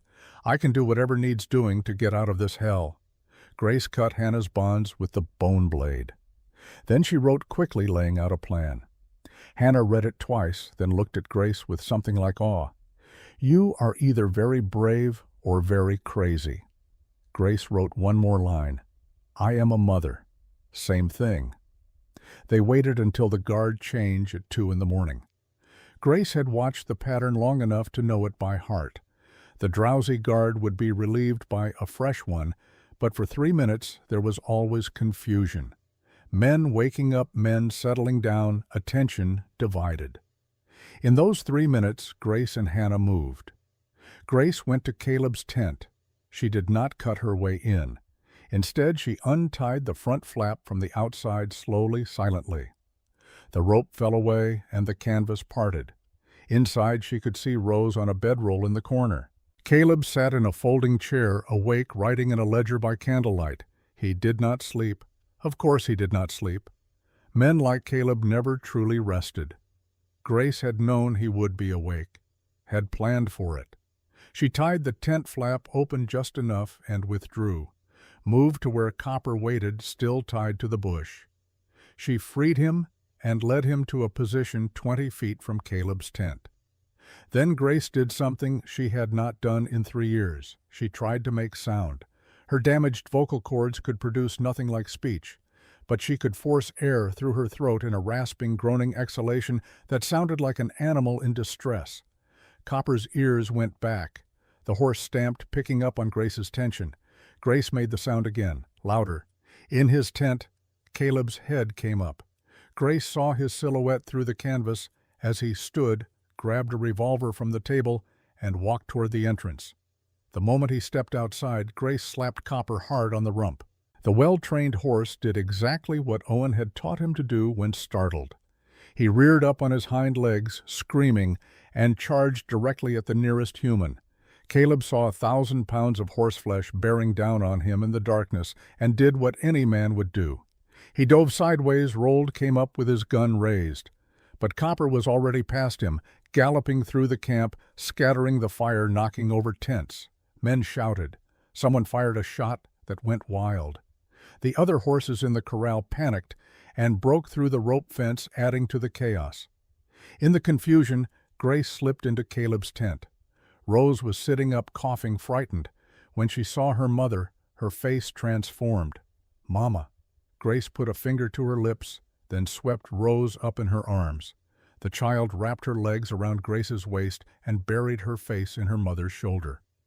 Grace turned to leave and found herself face to face with Jake Morrow. The big man filled the tent entrance, a rifle in his hands. Behind him, Grace could see Hannah running toward the corral where the panicked horses milled. Jake smiled. Going somewhere, Grace? Grace stood frozen, Rose clinging to her. She had no weapons, no plan for this. Jake stepped into the tent, the rifle pointed at Grace's chest. Boss said to keep you alive, but he did not say you had to be undamaged. He reached for Rose. Grace did the only thing she could. She threw herself backward, twisting so her body was between Jake and her daughter. She hit the ground hard, Rose still in her arms, and rolled. Jake's rifle discharged. The bullet punched through the canvas roof. Rose screamed. Grace scrambled to her feet and ran for the back of the tent where she had cut her original entrance. But Jake was faster. He grabbed Grace's hair and yanked her backward. Grace's head snapped back. Pain exploded across her scalp. Rose fell from her arms and hit the ground, gasping for air. Jake raised the rifle like a club. Grace could not scream, could not cry for help, could only watch the weapon descend toward her skull. The Ute whistle fell from her neck as she struggled. It hit the ground and rolled, right to Rose's hand. The 7-year-old girl, sick and frightened and small, grabbed the carved bone whistle. She had seen her mother use it before, had heard the strange sound it made. With the last bit of air in her struggling lungs, Rose pressed it to her lips and blew. Not a full blast, not a shriek, but a thin, wavering note that somehow carried through the night. And then she blew again, and again. 3 short blasts, just as she had seen Grace do when practicing, a frequency that human ears could barely register, but that cut through the night like a blade. Every horse within a mile radius went mad. Copper, still running through the camp, screamed and reared. The other horses stampeded. And from the canyon rim, from the forest beyond, came an answering call. War cries. The Ute had been watching after all. Warriors poured down the canyon walls like water. Grace saw Martin Crowfoot in the lead, his face painted for battle. Behind him came 20 others, all armed, all moving with deadly purpose. Jake released Grace and spun toward the tent entrance, bringing his rifle up. He never got the shot off. Martin's first arrow took him through the shoulder. Jake staggered back, the rifle falling from his hands. His second arrow, if there had been one, was unnecessary. Jake fell to his knees, then pitched forward onto his face. Grace grabbed Rose and ran from the tent. Outside, the camp had descended into complete chaos. Caleb's men were trying to organize a defense, but the combination of stampeding horses and Ute warriors made it impossible. Some men threw down their weapons and ran. Others tried to fight and were quickly overwhelmed. Grace ran for the canyon wall where she had descended earlier. Hannah was already there, mounted on one of the panicked horses she had somehow managed to catch and calm. She reached down. "Grace, come on." Grace passed Rose up to Hannah, then pulled herself onto the horse behind them. The animal, already terrified, needed no urging. It bolted for the canyon entrance. Behind them, Grace heard Caleb's voice rising above the chaos. "Find them, kill the woman, but bring back the child." Gunshots cracked through the night. A bullet whined past Grace's ear. Hannah kicked the horse harder, and they burst through the narrow canyon entrance into the open land beyond. The horse ran flat-out hooves, pounding the frozen ground. Grace held tight to Hannah's waist with one arm and cradled Rose with the other. The child's breathing was getting worse. The exertion, the fear, the cold air, all combining to trigger another asthma attack. They had to get to safety, had to get Rose her medicine. Grace looked back. In the distance, she could see riders emerging from the canyon. 3 of them, Caleb and 2 of his men still in pursuit. Hannah saw them too. She urged the horse on, but it was already at its limit. Carrying 3 riders, it could not maintain this pace for long. They topped a rise, and Hannah pulled the horse to a halt. Ahead, the land dropped away into a maze of arroyos and broken rock. To the north, a line of trees marked where a creek ran. To the south, open prairie stretching for miles. Which way, Hannah asked. Grace pulled out her slate, wrote one word with shaking hands: water. They turned north and plunged down the slope toward the creek. The horse stumbled on loose rock, caught itself, stumbled again. Rose's wheezing was getting worse. They reached the creek, and the horse splashed through the shallow water. On the far side, the trees provided some cover. Hannah dismounted and helped Grace down with Rose. The child's lips were turning blue again. Grace's hand shook as she searched her pouches. The medicine. She had taken 3 vials from Dr. Hart, but they were back at Morrison Ridge, hidden with her other supplies. She had nothing. Rose's breathing became a desperate rattle. Her eyes rolled back.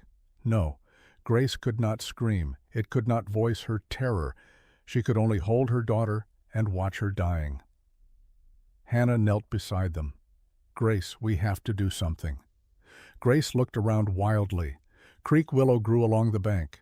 In her mail carrier days, the Ute had shown her which plants had which properties: willowbark for pain, yarrow for bleeding, coltsfoot for breathing troubles. Coltsfoot. Did it grow here? Grace laid Rose gently on the ground and ran along the creek bank searching. There, growing in a damp hollow, the distinctive hoof-shaped leaves. Grace tore up a handful of the plant and crushed it between her hands. The leaves released their moisture. She squeezed the liquid into Rose's mouth. The child gagged, swallowed reflexively. Grace gave her more. It was not lobelia. It was not even close to as effective, but it was something. Rose's breathing eased slightly. Not much, but enough that the blue tint began to fade from her lips. The sound of hoofbeats made Grace's head snap up. The riders had reached the creek. Caleb's voice carried through the trees. "I know you are here, Grace. There is nowhere to run." Grace stood. She had no weapons, no way to fight, but she would not let him take Rose again. She stepped out from the trees and faced her brother-in-law. Caleb sat his horse in the middle of the creek water, flowing around the animal's legs. His 2 men flanked him. All 3 had rifles. Caleb smiled when he saw Grace. "There you are." His eyes moved past her to where Hannah knelt with Rose. "And you brought my collateral." Grace wrote on her slate and held it up. "Let them go. I will sign your papers." Caleb shook his head. "I am afraid it is too late for that, Grace. You have caused me considerable trouble tonight. Cost me men and horses. Made me look weak in front of my employees." He raised his rifle. "So here is the new arrangement. I shoot you. The child dies of natural causes when her asthma overwhelms her fragile lungs. And I take the land by right of inheritance as Owen's next of kin." Grace's hands dropped to her sides. She had no more moves, no more plans. She thought of Owen, of his gentle hands and quiet strength. She thought of the baby growing inside her, the child he would never meet. She touched her stomach, once a gesture of farewell. Caleb saw it, saw her hand on her belly. His eyes widened. "Are you—" Grace met his gaze, said nothing, let him wonder. Caleb's face twisted. "It does not matter. One way or another, the Sullivan line ends tonight." He aimed the rifle at Grace's chest. The gunshot, when it came, was deafening in the quiet dawn, but Grace did not fall. Caleb did. He toppled from his saddle and hit the creek with a splash. Blood bloomed in the water, spreading from the neat hole in his chest. Grace spun around. On the creek bank behind her stood Sheriff Wade Drummond. His service revolver was still smoking.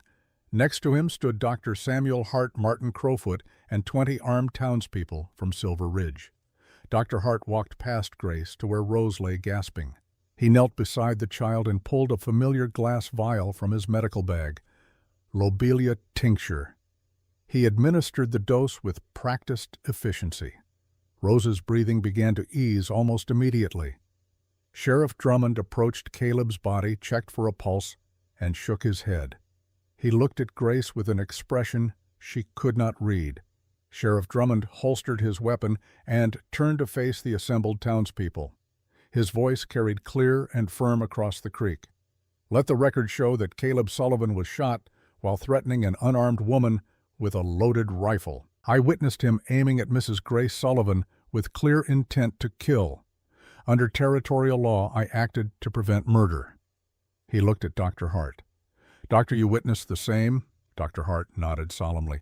"I did, Sheriff. Caleb Sullivan was about to execute Mrs. Sullivan in cold blood. You saved her life." Martin Crowfoot stepped forward. "And I bear witness as well. What the sheriff says is true. Mrs. Sullivan, I owe you an apology." Grace stared at him. The sheriff who had refused to investigate Owen's death, who had ruled it an accident without question, who had been Caleb's friend for 20 years. Dr. Hart stood and walked over, leaving Rose in Hannah's care. He spoke quietly. "After you came to my office, Grace, I started thinking, started reviewing old files. Owen was not the first homesteader to die in an accident near Morrison Ridge." He pulled out a worn journal. "In the past 5 years, 12 families have sold out to Caleb after suspicious accidents or troubles. Owen's death 3 years ago was not the first, and it would not have been the last if you had not stopped him." Martin Crowfoot stepped forward. We saw your smoke signal, saw the trouble at the canyon. The sheriff and these men were already riding to help. We simply arrived at the same time." Sheriff Drummond looked down at Caleb's body. "I have been a fool, Mrs. Sullivan. Caleb Sullivan was my friend, or so I thought. I did not want to believe he was capable of murder." He met Grace's eyes. "But the evidence Dr. Hart showed me was undeniable. And when we found Jake Morrow tonight wounded and raving, he confessed everything. About Owen, about the other homesteaders, about Caleb's plan to control all the water rights in the region. One of Caleb's surviving men, hands bound, was brought forward." He looked at Grace with something like fear. The sheriff said, "This man is willing to testify, as is Jake Morrow. And with Caleb dead, there is no one left to threaten witnesses into silence." Grace's knees went weak. It was over, truly over. She walked to where Rose lay with Hannah. The child's breathing was steady, now her color returning. Rose looked up at her mother and smiled weakly. "Mama, I heard you. You made sound." Grace touched her daughter's cheek 3 times. "I love you." Dr. Hart cleared his throat. "Mrs. Sullivan, there is one more thing you should know." Grace looked up. "You are going to need a new name for that baby you're carrying, because Owen Sullivan's child is legitimate heir to Morrison Ridge, and there is not a court in Colorado that would take land from a murdered man's widow and orphan children." Grace's hand went to her stomach. Dr. Hart smiled gently. "I have been a doctor for 30 years, Grace. I know the signs, and I took the liberty of recording your condition in my official records, dated and witnessed, just in case anyone tried to contest your claim." Grace pulled out her slate. Her hand shook as she wrote, "Thank you." The sun was rising now, painting the creek in shades of gold. Grace sat beside her daughter and held her close. Hannah sat on her other side, and the 3 of them watched the light spread across the land. Behind them, Sheriff Drummond was organizing his men. Caleb's surviving gang members would be taken to Silver Ridge for trial. Jake Morrow, if he survived his wound, would spend the rest of his life in territorial prison. Martin Crowfoot approached and knelt beside Grace. He signed in Ute, then spoke aloud. "You ran well, silent runner. Your mother's people are proud." Grace signed back, fingers moving in the old patterns. "Thank you, Uncle." Martin smiled. He stood and whistled. A moment later, Copper trotted out of the trees, looking entirely pleased with himself despite the chaos he had caused. "I believe this belongs to you," Martin said. Grace stood on shaking legs and walked to her horse. Copper lowered his head, and Grace pressed her forehead against his breathing in his familiar scent. Home, safety, survival. Dr. Hart approached with his medical bag. "Mrs. Sullivan, I should examine you and Rose, and Mrs. Croft as well. That is quite a bruise on your face, madam." Hannah touched her swollen cheek. "I have had worse. The ride back to Morrison Ridge took most of the day." Grace rode Copper with Rose in front of her. Hannah rode beside them on a horse provided by one of the townspeople. Dr. Hart and Sheriff Drummond and a dozen others made up the rest of the party. They stopped twice to let Rose rest and to give her more medicine. Each time Grace watched her daughter's breathing ease and felt something tight in her chest begin to loosen. When they crested the final ridge and Morrison Ridge came into view, Grace felt tears prick her eyes. The cabin stood solid and safe. Smoke rose from Mrs. Price's chimney down the hill. The land stretched out in all its autumn beauty, gold aspens and dark pines, and the distant peaks holding their first snow. Home. Mrs. Price came running when she saw them, her face creased with worry that transformed to joy when she saw Rose alive and breathing. She hugged the child, then Grace, then burst into tears. "I thought they had killed you both," she sobbed. Grace wrote on her slate, "We are hard to kill." That night, Morrison Ridge was full of people. Dr. Hart insisted on staying to monitor Rose and Grace. Hannah had nowhere else to go, so she stayed too. Mrs. Price brought food. Martin and several Ute families made camp nearby, standing guard through the night. Grace sat by the fire with Rose sleeping beside her, finally breathing easy. She pulled out her journal, the one where she drew pictures instead of writing words and began to sketch. She drew Copper running through the chaos of the camp, drew Martin's warriors descending from the canyon walls, drew Rose with the Ute whistle at her lips, and finally she drew a single gravestone with Owen's name. Underneath she wrote in careful letters, "Justice came. You can rest now." Hannah sat down beside her. "Grace Sullivan, you are either the bravest woman I have ever met or the craziest." Grace wrote on her slate. "My daughter says the same thing." They sat in comfortable silence for a moment. Then Hannah spoke quietly. "I have nowhere to go. My husband is dead. Our homestead was burned. Everything I owned is gone." Grace looked at her. Then she wrote, "Stay here. Help me work the land. We will rebuild together." Hannah's eyes filled with tears. "You barely know me," Grace wrote again. "You risked your life to save my daughter. That is all I need to know." And so as October became November and the first real snows began to fall, Morrison Ridge was no longer the home of a silent widow alone. It became something new, something stronger. Grace Rose Hannah and Mrs. Price, who visited so often she might as well have lived there, a community of women survivors, all making a life in the mountains that had tried so hard to kill them. As November turned to December and the first snows began to fall on Morrison Ridge, Grace knew that the hardest trials were behind her, but the winter ahead would test her in different ways. Ways that would require not speed or courage, but endurance and hope. Winter came to Morrison Ridge with a fury that tested everything Grace had rebuilt. The snow started in early November and did not stop for 3 days. When it finally cleared, the world was buried under 4 feet of white silence. Grace stood at the cabin window, watching the dawn light turn the snow to pink and gold. Behind her, Rose slept peacefully in the bed they still shared. Hannah was already up stoking the fire and putting coffee on to boil. Mrs. Price had gone home 2 days before the storm, barely making it down the ridge before the snow trapped them all. Grace's hand rested on her belly. 5 months now. The baby moved constantly, strong kicks that made her breathless. Dr. Hart said it was a good sign, said the child had Owen's fighting spirit. She hoped it was a boy, not because boys were worth more, though the law said they were, but because she wanted Owen to have a son, wanted some part of him to walk this land and know the trees he had planted, the cabin he had built with his own hands. The trial had taken place in late October, just before the first snow. Jake Morrow, recovered enough from his arrow wound to stand before a judge, had confessed to everything. The murder of Owen Sullivan, the murders of 3 other homesteaders who had refused to sell, the systematic campaign of theft and intimidation that had allowed Caleb to acquire nearly 10,000 acres of prime land. The 2 surviving members of Caleb's gang had also testified, hoping for lighter sentences.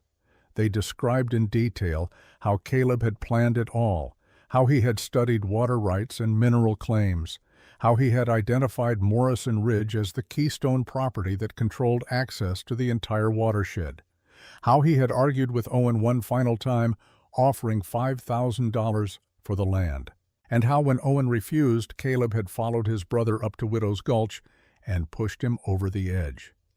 The judge had listened to it all with a face like carved stone. Then he had sentenced Jake Morrow to hang. The other 2 men received 20 years each in the territorial prison. Sheriff Drummond had resigned his position in shame.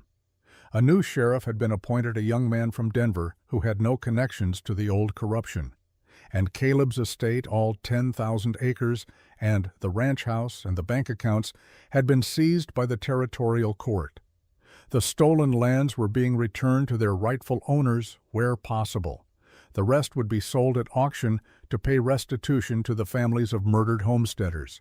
Grace had refused to take any of it. She wanted nothing that had come from Caleb's hands. Morrison Ridge was enough, more than enough. Hannah poured coffee and brought a cup to Grace. The 2 women stood together at the window, watching the snow-covered world wake. "We will need to check the animals," Hannah said quietly. Make sure the lean-to roof has not collapsed under the snow weight." Grace nodded. She had expanded the stable before winter with help from Martin and several townspeople.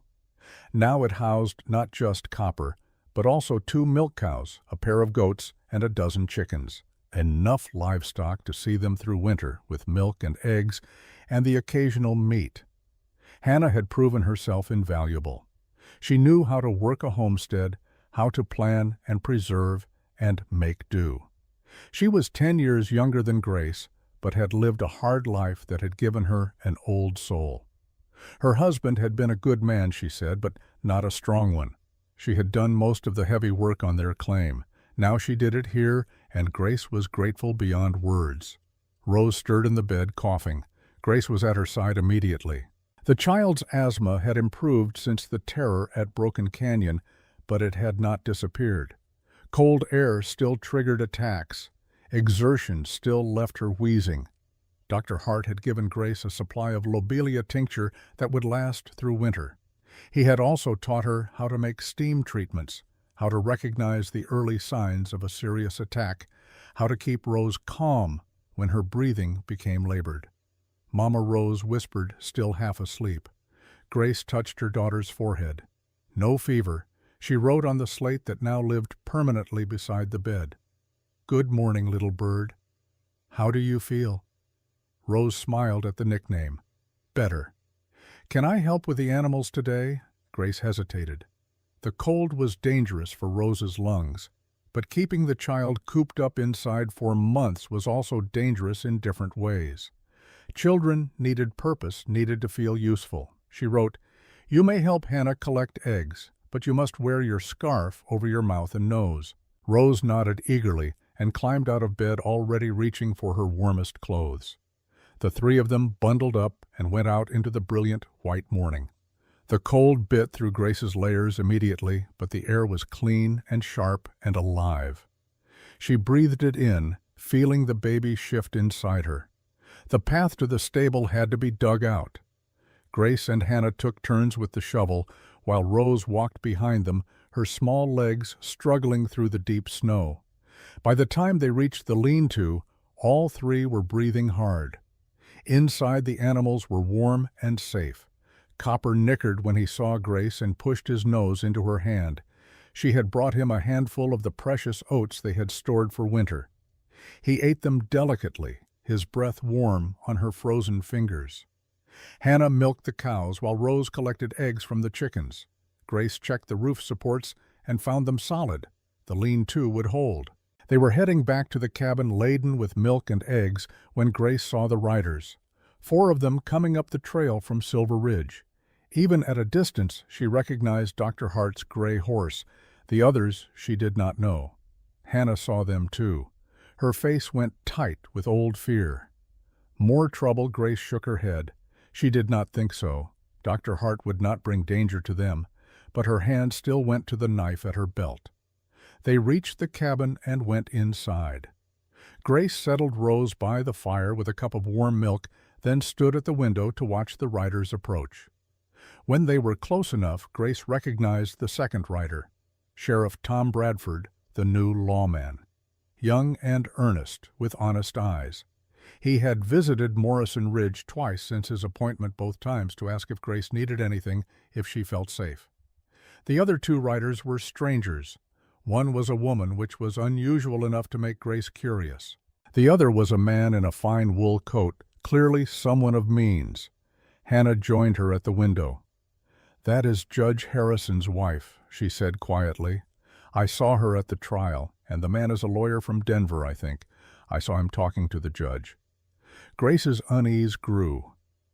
Why would a judge's wife and a Denver lawyer be riding to Morrison Ridge in the middle of winter? The riders stopped in the yard. Dr. Hart dismounted first and came to the door. Grace opened it before he could knock. "Mrs. Sullivan."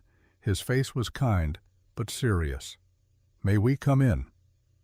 "There is something important we need to discuss with you." Grace stepped back and let them enter. The 4 visitors crowded into the small cabin, bringing cold air and snow with them. Rose watched from her spot by the fire, eyes wide.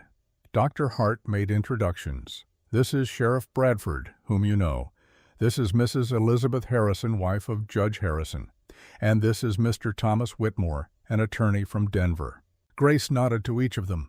She pulled out her slate and wrote, "What is this about?" Mrs. Harrison spoke first. Her voice was cultured, Eastern-educated. "Mrs. Sullivan, I have been following your case with great interest. Your husband's murder, your brother-in-law's crimes, your extraordinary courage in bringing him to justice."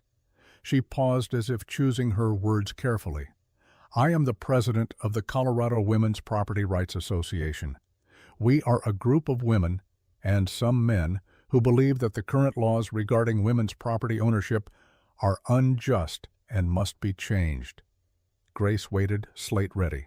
Mrs. Harrison continued, "Under current law, a widow's claim to her husband's property is tenuous at best. You were fortunate that your husband died without debts and that you are carrying his child. But many women are not so fortunate. They lose everything when their husbands die. The property goes to male relatives, or is seized by creditors, or is simply taken by men who know the women have no legal recourse." Grace wrote, "I know this." Mrs. Harrison nodded. "Yes, I imagine you do, which is why I am here to ask for your help."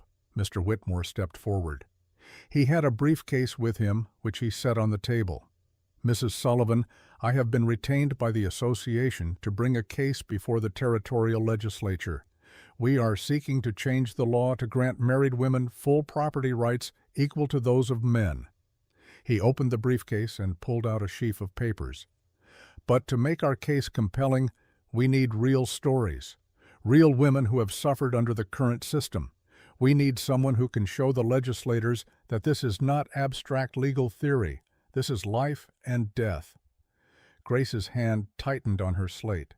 She wrote, "I cannot speak in front of the legislature," "I know," Mrs. Harrison said gently, "but you can write, and I can read your words aloud. Your story, Mrs. Sullivan, is exactly what we need. A woman who lost her husband to murder, who was threatened and driven from her land, who had to risk her life and her daughter's life to survive, and who prevailed but only through extraordinary circumstances that most women could never replicate." She leaned forward. "If you will allow us to use your story, it could change the law. It could protect thousands of other women. Your suffering could have meaning beyond your own survival." Grace looked at Hannah, at Rose, at the cabin Owen had built, at the land he had died for. She thought about the 12 other families Caleb had destroyed, about Hannah widowed and homeless, about Mrs. Price who had buried 2 husbands and barely held on to her small claim each time. She thought about the baby growing inside her and what world that child would be born into. Grace wrote, "What would I need to do?" Mr. Whitmore smiled. He pulled out more papers. "Simply tell your story, in writing in as much detail as you can manage. I will compile it into a legal brief. Mrs. Harrison will present it to the legislature, and with your permission, we would like Dr. Hart and Sheriff Bradford to provide supporting testimony about the crimes committed against you and your family." Dr. Hart nodded. "I have already agreed, as has the sheriff." Sheriff Bradford spoke for the first time. "Mrs. Sullivan, I am ashamed of what my predecessor allowed to happen in this county. If sharing your story can prevent it from happening elsewhere, then it is the least I can do." Grace looked down at her slate. Her hand shook as she wrote. "When do you need my story?" Mr. Whitmore said. "The legislature convenes in January. We need your written account by the first week of December. That gives you 3 weeks, Grace calculated. 3 weeks to put into words what she could not speak, to relive the worst moments of her life, to expose her pain and fear and grief to strangers who would judge whether it was suffering enough to matter. But if it could help others, if it could change the law, if it could mean that other women would not have to run themselves to exhaustion through mountain canyons, would not have to watch their children gasp for air while killers threatened them. Grace wrote, "I will do it." Mrs. Harrison's face lit with relief and gratitude. "Thank you, Mrs. Sullivan. You cannot know what this means." But Grace thought she did know. It meant Owen's death would not be meaningless. It meant Rose would grow up in a world slightly more just. It meant the baby in her belly might inherit land that could not be stolen by cruel men with legal documents. The visitors did not stay long. They drank coffee and warmed themselves by the fire, then rode back down to Silver Ridge before the early winter darkness fell. That night, after Rose was asleep, Grace sat at the table with a stack of paper and a pencil. Hannah sat across from her, mending by lamplight. Grace stared at the blank page for a long time. Then she began to write. My name is Grace Sullivan. I am 39 years old. I am a widow and a mother, and I am going to have another child. This is my story. The words came slowly at first. Each sentence had to be pulled from deep inside like drawing water from a well. Grace wrote about meeting Owen, about their courtship and marriage, about the joy of Rose's birth and the contentment of their life on Morrison Ridge. Then she wrote about the day Owen's horse came home without him. She wrote about finding his body at the bottom of Widow's Gulch, about screaming his name until her voice tore and died in her throat, about the sheriff's quick ruling of accidental death, about the loneliness and fear of the 3 years that followed. She wrote about copper being stolen, about tracking the thieves to Broken Canyon, about discovering that her brother-in-law had murdered her husband for land and water rights. She wrote about Rose being taken, about Caleb's threats, about the desperate run through the night and the chaos of the rescue. And she wrote about what it meant to be a woman without a voice in a world that valued speech above all else, to have testimony dismissed because it could not be given aloud, to be considered incompetent because she could not cry out for help. Grace wrote for hours each night after Rose was asleep. Her hand cramped. Her eyes burned. But the words kept coming, a flood of everything she had not been able to say for 3 years. Hannah read the pages as Grace finished them. Sometimes she wept. Sometimes she added her own memories, details Grace had forgotten or not known. On the 15th night, Grace wrote the final words. I am one woman. I survived because I could run faster than horses, because I had friends among the Ute people, because good men finally chose to act. But most women cannot run like I can. Most women do not have my advantages. They need the law to protect them. They need their rights to be written down and enforced. They need to know that when their husbands die, the land they worked will not be stolen from them. Please, make the law just. Make the law fair. Make it so that women like me do not have to fight so hard just to survive. She set down the pencil. Her hands were shaking. Hannah gathered up the pages, nearly 50 of them covered in Grace's neat handwriting. It is done, she said softly. You have given them your truth. Grace nodded. She felt hollow, scraped clean, but also lighter. The story was out of her now. It belonged to the world. Mr. Whitmore came to collect the pages 3 days later. He read through them while sitting at Grace's table, his face growing more serious with each page. When he finished, he looked at Grace with something like awe. Mrs. Sullivan, this is extraordinary, raw and powerful, and utterly convincing. If this does not move the legislature, then nothing will. He gathered the pages carefully into his briefcase. I will guard these with my life, and I will make sure your words are heard. After he left, Grace felt at loose ends. The work of writing was done. Now there was nothing to do but wait. December passed in a blur of snow and cold, and the daily rhythms of survival. Hauling water from the creek before it froze solid, feeding the animals, keeping the fire burning, making sure Rose stayed warm, and breathing easily. On Christmas, Martin Crowfoot and his family came to visit. They brought gifts. A pair of rabbit fur mittens for Rose, a beaded cradle board for the baby Grace carried, smoked venison and dried berries. Grace gave them what she could. Eggs and milk, a wool blanket Hannah had woven, the gratitude of a woman who knew she would not have survived without their help. Martin signed to Grace in Ute. The legislature meets in 4 days. Mrs. Harrison has been speaking to every lawmaker who will listen. She tells them about the silent runner who outran her husband's killers, about the mother who risked everything to save her daughter. Grace signed back. "Will it be enough?" Martin smiled. "You ran 50 miles in one day while pregnant. You tracked armed men through a canyon at night.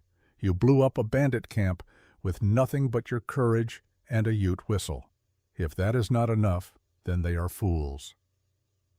On New Year's Day, 1879, Grace went into labor. It started just after dawn, a tightening across her belly that took her breath away. She was standing at the stove making breakfast and suddenly had to grip the edge of the table to stay upright. Hannah saw it immediately. Grace. "Is it time?" Grace nodded. Hannah moved with swift efficiency. She sent Rose to fetch Mrs. Price. She boiled water and prepared clean cloths. She helped Grace to the bed and made her as comfortable as possible. Mrs. Price arrived within the hour, bringing Dr. Hart with her. The doctor had been staying in Silver Ridge through the winter, and Mrs. Price had the sense to collect him on her way up the ridge. Dr. Hart examined Grace and nodded. "The baby is coming. Everything looks normal, but it will be hours yet." He was right. The labor went on through the morning and into the afternoon. Grace had forgotten how much it hurt, how each contraction felt like being torn in half, but she made no sound. Could make no sound, just gripped Hannah's hand and breathed through the pain. Rose watched from the corner, frightened and fascinated. Hannah finally sent her outside with Mrs. Price to tend the animals and give mother and daughter privacy.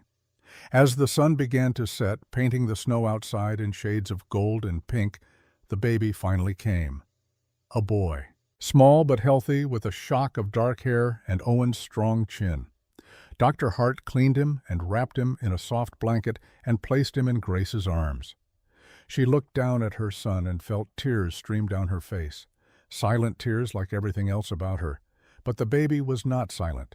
He howled with indignation at being born into the cold world, his face red, his tiny fists waving. Grace touched his cheek and he quieted, turning toward her. His eyes opened, dark blue and already curious. "What will you name him?" Dr. Hart asked gently. Grace had already decided. She pointed to her slate which Hannah had propped nearby. Hannah read it aloud. "Owen Martin Sullivan, for his father, and for the man who helped bring justice." Dr. Hart smiled. "Martin Crowfoot will be honored." That night, Grace lay in bed with her newborn son sleeping on her chest, and Rose curled beside her, one small hand resting on the baby's back. Hannah dozed in the chair by the fire. Mrs. Price had gone home, promising to return in the morning. Grace looked at her children and felt something she had not felt in 3 years. Complete, whole. The family Owen had wanted, finally here. The baby stirred and made a small sound. Grace adjusted him gently, marveling at how light he was, how fragile. This tiny life that depended on her completely. She touched Owen's name carved into the cradle board Martin had made, whispered it in her mind since her voice could not. "We did it, my love. We survived. And our children will inherit the land you died for." 2 weeks later, on a brilliantly clear January morning, a rider came up the trail to Morrison Ridge. It was Mr. Whitmore, the lawyer from Denver. His face was flushed with cold and excitement. He barely waited to be invited in before blurting out the news. It passed Mrs. Sullivan, the Married Women's Property Act. It passed the territorial legislature by a vote of 23 to 17. Grace stared at him, hardly daring to believe. Mr. Whitmore was grinning. "Your story did it. Mrs. Harrison read your words to the entire assembly. Grown men wept. They could not deny the injustice once they heard what you had suffered, what so many women have suffered." He pulled out a newspaper from his coat. The Denver Tribune. Look. The headline read, "Colorado Grants Property Rights to Married Women."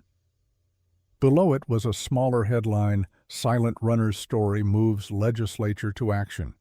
And there in the body of the article were excerpts from Grace's written testimony, her words printed for all to see. Hannah read the article aloud, her voice catching with emotion. When she finished, she looked at Grace with tears streaming down her face. "You did it. You changed the law." Grace shook her head. She picked up her slate and wrote, "We did it. All of us. Every woman who has suffered. Every woman who has survived." Mr. Whitmore stayed only long enough to warm himself and drink a cup of coffee. Then he rode back to Silver Ridge, carrying the news to the rest of the territory. That night, Grace sat by the fire with baby Owen in her arms and Rose leaning against her shoulder. Hannah was cooking supper, humming an old hymn. Outside, the January cold gripped the land, but inside Morrison Ridge there was warmth and safety and the knowledge that tomorrow would be better than yesterday. Grace looked at her daughter and thought about the world Rose would grow up in, a world where her property could not be taken, where her voice, even if silent, would be protected by law. She looked at her son and thought about Owen, the man who had loved her despite her silence, who had built this cabin and planted these trees and died defending the right of his family to live here. She had run so far, had fought so hard, but she was finally home, and no one would ever take it from her again. Chapter 6. Where Copper Runs Free. Spring came late to Morrison Ridge in 1879. The snow did not fully melt until April, and even then, cold rains kept the ground muddy and difficult to work. But Grace did not mind. The hard winter was behind them, and the land was coming alive again. She stood in the yard watching Rose chase butterflies through the new grass. The child's breathing was easier now. Dr. Hart said she might outgrow the asthma as she got older. Grace hoped he was right. Baby Owen was 3 months old now, fat and healthy and curious about everything. He lay on a blanket in the sun, kicking his legs and making the gurgling sounds that were almost laughter. Hannah was working in the garden. They had expanded, turning soil and planning where to plant corn and beans and squash. Mrs. Price visited twice a week, bringing eggs from her chickens and taking back milk from Grace's cows. They had fallen into an easy barter system that benefited both households. Life had settled into a rhythm, not easy, but sustainable, and more importantly, safe. The Married Women's Property Act had changed everything. Grace now held the deed to Morrison Ridge in her own name. No man could take it from her. No relative could claim it. The land was hers, and through her would pass to her children. Other changes had followed. 2 more families had moved into the area homesteading land that Caleb had once controlled. They were good people, hard workers, who respected Grace and asked her advice about navigating the mountain winters. A school had opened in Silver Ridge. Rose would start attending in the fall, writing down twice a week on copper. The thought of her daughter learning to read and write properly filled Grace with joy. And Grace herself had found a new purpose. Mrs. Harrison had asked her to write more stories, not just her own, but those of other women who had suffered under unjust laws. Grace had agreed, and now spent hours each week interviewing women and recording their testimonies. She had become a voice for the voiceless. The irony was not lost on her. A rider appeared on the trail from town. Grace shaded her eyes and recognized Dr. Hart's gray horse. The doctor visited often, checking on baby Owen and bringing supplies. But today he had someone with him, a woman Grace did not recognize. They dismounted in the yard, and Dr. Hart made introductions. "Mrs. Sullivan, this is Sarah Chen. She has traveled from San Francisco to meet you." Sarah Chen was perhaps 30 years old, Chinese with intelligent eyes and a firm handshake. She bowed slightly to Grace. "Mrs. Sullivan, it is an honor. I have read your testimony. It has inspired many women in my community." Grace pulled out her slate and wrote, "How can I help you?" Sarah spoke carefully, choosing her words. "I represent the Chinese Women's Relief Association. We help women who have been brought to this country under false pretenses, forced into prostitution, denied basic rights." She paused. "The laws that now protect white women do not protect us. We are considered foreigners, even those of us born here. We cannot own property, cannot testify in court, cannot escape the men who own us." Grace's hand tightened on her slate. She understood.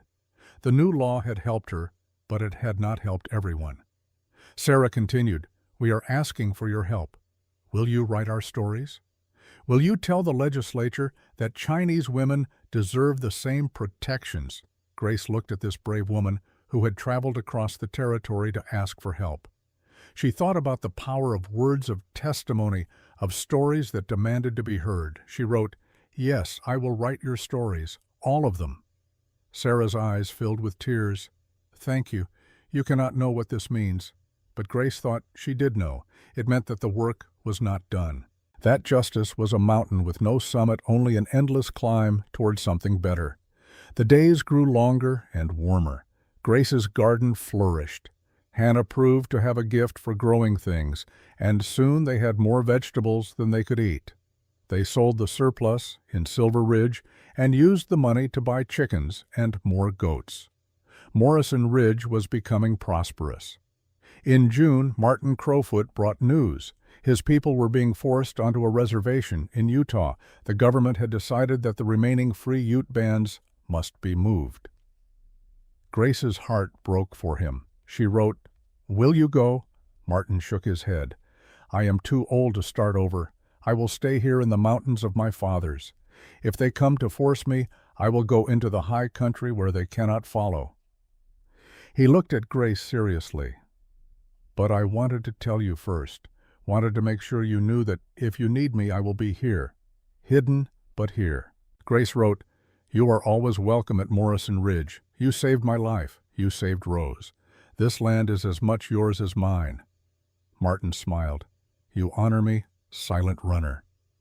In July, the trial of Caleb's gang members was completed.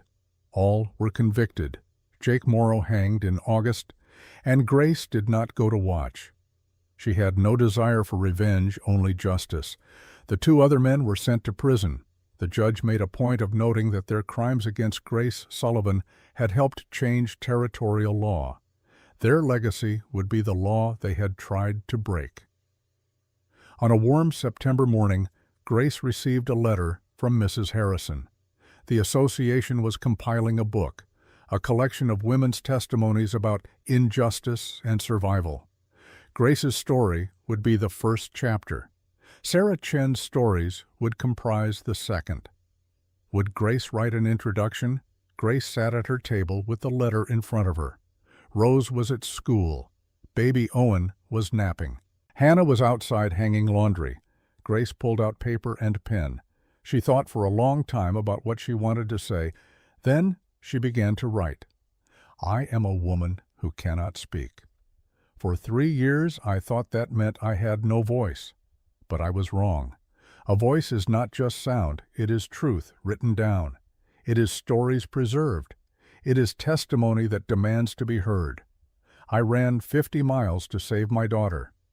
But the real distance I traveled was from silence to speech. Not with my throat, but with my hand. Not with words spoken, but with words written." Every woman in this book has a story. Some can speak and some cannot. But all of us have voices, and together we are changing the world. She signed it simply, Grace Sullivan, Morrison Ridge, Colorado Territory. October came again 1 year since copper had been stolen. Grace stood in the same spot where she had found the threatening note, where she had decided to run instead of surrender. So much had changed. The law had changed. The territory had changed. She had changed. Grace was no longer the frightened widow trying to survive. She was a landowner, a mother, a writer, an advocate. She was a woman who had run through fire and come out stronger. Rose came running across the yard, her breathing easy, her cheeks pink with health. "Mama, can we go riding? Copper wants to run." Grace smiled and nodded. She called for Hannah, who emerged from the cabin with baby Owen bundled against her chest. The four of them walked to the stable where Copper waited. The big chestnut nickered when he saw them, tossing his head with joy. Grace saddled him carefully, then lifted Rose into place. She mounted behind her daughter Hannah and the baby staying on the ground to watch. Grace touched her heels to Copper's sides, and the horse moved forward. They rode across Morrison Ridge through the meadow where wildflowers bloomed in purple and gold. They rode past the garden heavy with vegetables ready for harvest. They rode to the ridge overlooking the valley where Silver Ridge nestled in the distance. Grace looked at the land stretched before them, the land Owen had died for, the land she had fought for, the land that would belong to Rose and baby Owen and all the generations that came after.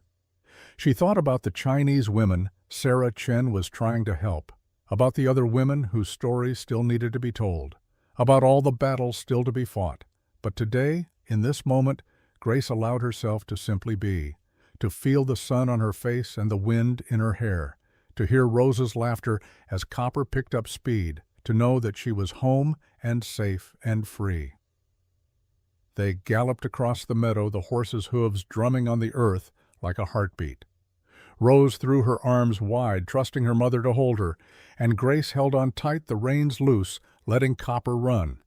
Because this was what freedom looked like. A woman and her daughter, and a horse running wild across land that no one could ever take from them again.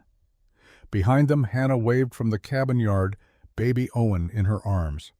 The smoke from the chimney rose straight up into the clear blue sky. The mountains held their eternal watch. And Grace Sullivan, who had once lost everything, rode toward the future with her daughter in her arms and hope in her heart. She had run so far, had fought so hard, had survived when survival seemed impossible, but she was done running from danger. Now she ran toward joy, and the land beneath Copper's hooves sang welcome home, welcome home, welcome home with every step. Log. 2 years later, a journalist from the Denver Tribune came to Morrison Ridge to interview Grace Sullivan for a feature story about the women who had changed Colorado law. He found her in her expanded cabin, sitting at a desk by the window. Around her were stacks of letters from women across the territory, each one asking for help telling their stories. Grace was now the territory's unofficial advocate for women's rights. She wrote testimonies, filed legal briefs, and corresponded with legislators, all without speaking a single word. The journalist asked her through written questions what she wanted people to know. Grace thought for a long time. Then she wrote, "I want them to know that silence is not the same as voicelessness, that a woman who cannot speak can still shout for justice, that running is not the same as fleeing. Sometimes you run toward something rather than away from it. I ran to save my daughter. I ran to save my land. I ran to save myself. And in running, I found my voice." The journalist published her words under the headline, "The Silent Runner Speaks." And across Colorado territory, women who had thought themselves powerless read those words and felt something shift inside them. They began to write their own stories, to demand their own justice, to run toward their own freedom. And it all started with a widow on a mountain, a stolen horse, and the knowledge that sometimes the strongest voice is the one that never makes a sound. Grace Sullivan lived on Morrison Ridge for another 40 years. She raised her children and helped raise her grandchildren. She wrote hundreds of testimonies and changed dozens of laws. She never regained her voice. But she never needed to. Her words, written in careful script on hundreds of pages, spoke louder than any scream ever could. And when she died at age 79, surrounded by family on the land she had fought so hard to keep, her last written words were simple: "I ran well, I ran far, and I never ever stopped running toward justice." They buried her on Morrison Ridge next to Owen under a headstone that read, "Grace Sullivan, the silent runner. Her voice changed the world." And every year, on the anniversary of her death, women from across Colorado came to that mountain to place flowers on her grave. And to run, because Grace Sullivan had shown them that running was not weakness. It was strength. It was survival. It was freedom.